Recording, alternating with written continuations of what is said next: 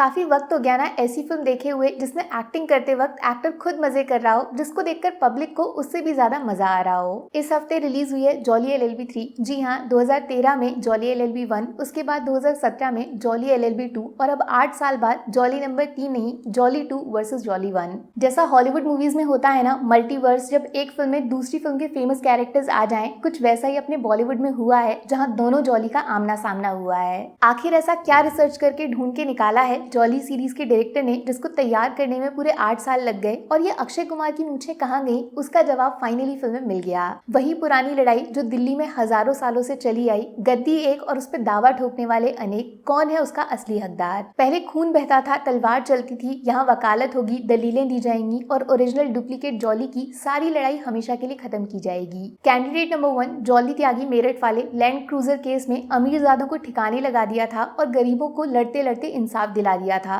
Salute है दोस्त। Candidate number 2 jolly Mishra from Kanpur, पिछली बार क्या पोल खोली थी दोस्त, पुलिस को ही कहानी का विलन बना दिया, हारा हुआ केस एक झटके में जिता दिया। वेरी चालू। माने एक शेर तो दूसरा बब्बर शेर, कौन किसका शिकार करेगा इसका फैसला अदालत में इस बार होकर ही रहेगा, क्योंकि एक डिफेंस तो दूसरा अटैक करेगा, किसी को तो हारना पड़ेगा। लेकिन असली हीरो इस फिल्म का इन दोनों में से कोई नहीं है। असली हीरो है वो केस जिसपे ये जॉली एक दूसरे को नोच के खाना चाहते हैं, और ये केस एक बकरी के लिए लड़ा जा रहा है। कुछ समझ नहीं आया ना? चलो फिर एक सवाल का जवाब दो। बहुत सारी कोर्ट मूवीज देखी होंगी आपने, ये वकील लोग काले कपड़े क्यों पहनते हैं? सोचो सोचो, मैं बताऊं। क्योंकि काले रंग में घुसकर कोई दूसरा रंग उसे ढक नहीं सकता, वो बाहर आएगा। ठीक वैसे ही होता है इंसाफ, फिर चाहे वो इंसान के लिए हो या फिर बकरी के लिए। लेकिन कहीं ऐसा तो नहीं इस बार काले कपड़े के पीछे छुपे बैठे किसी जॉली ने खुद को काला कर दिया है और केस में सच के साथ झूठ का थोड़ा सा मिलावट कर दिया है? कोई बिक तो नहीं गया ना? अभी मेन कैरेक्टर की एंट्री होना तो बाकी है। गुनाहों के देवता, मेरा मतलब इंसाफ की मूर्ति, जज सर, जिनको फर्स्ट जॉली की एंडिंग में हार्ट अटैक आया था।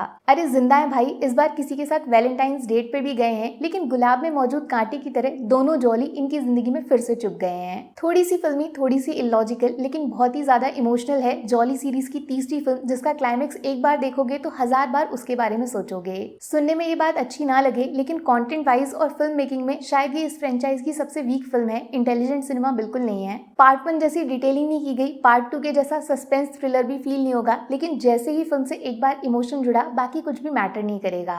सबसे बड़ा झटका तो यही है कि फिल्म में जॉली वर्सेस जॉली को उस तरीके से नहीं दिखाया जो हम सोच के बैठे थे। जो हाइप बना था फिल्म के थर्ड पार्ट का, वो वेस्ट कर दिया, जिस वजह से काफी लोग फिल्म से डिसअपॉइंट हो जाएंगे। लेकिन इसके बावजूद फिल्म से लोगों को एंड तक कैसे जोड़ के रखा, यही तो इसको अलग बनाता है। दिमाग से फिल्म जीरो है, लेकिन दिल से एकदम हीरो। कार चलाना आता है, चलो इतना तो पता ही होगा। स्पीड 0 से शुरू होकर 100 तक जाती है, सीधा 100 से शुरू नहीं हो जाती। वैसे ही इस फिल्म को उठने में टाइम लगता है। फिल्म का फर्स्ट हाफ सिर्फ मिस्ट्री बनाता है, केस क्या है, क्यों लड़ा जा रहा है। ट्रेलर में जो अभी तक दिखाया वो काफी नहीं है इसकी कहानी प्रिडिक्ट करने के लिए। थिएटर में घुसते ही सरप्राइज हो जाओगे।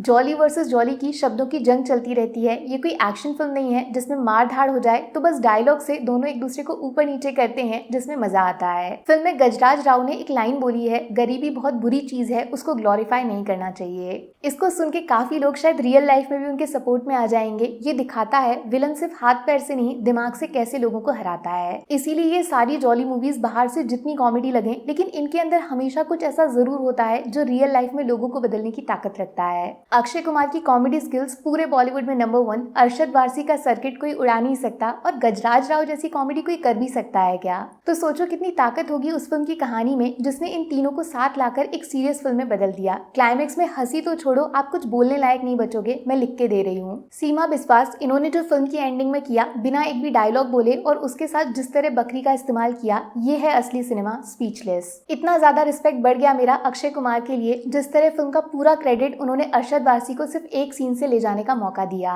और अरशद ने किस इमोशन के साथ क्लाइमेक्स को पब्लिक के सामने रखा। एंड में ये दोनों आपस में कुछ नहीं बोले, लेकिन फिल्म ने बहुत कुछ बोल दिया। और बहुत अच्छा लगा अमृता राव को स्क्रीन पे वापस देखकर। अरे फिल्म बनाने वालों, प्लीज इनको और ज्यादा दिखाया करो ना, क्योंकि मिलन अभी तक आधा अधूरा है। तो भाई जॉली 3 को 5 में से 3.5 स्टार्स मिलेंगे। दोनों एक्टर्स की performance, comedy with serious message, powerful climax, खतरनाक इमोशंस और एक्स्ट्रा हाफ जज साहब, छोटा पैकेट बड़ा धमाका। नेगेटिव्स, कोर्ट वाली फिल्म के कोर्ट केस में ज्यादा दम नहीं है। और हाँ, जॉली जॉली वर्सेस जॉली का अच्छे से यूज नहीं हुआ, इस पे पब्लिक बढ़ जाएगी। अब 2 बातों पे ध्यान देना, ऐसी कोर्ट मूवीज अगर अच्छी लगती हैं तो नेटफ्लिक्स पे फिल्म है कोर्ट स्टेट वर्सेस अ नोबडी, वो जरूर देखना, 5 स्टार वाली फिल्म है। दूसरा, केसरी 2 को आपने इग्नोर किया, लेकिन अक्षय कुमार को दोबारा फेल मत करना। अच्छे सिनेमा को सपोर्ट करोगे तभी तो अच्छा बनेगा। आगे आपकी मर्जी। Take care, bye bye.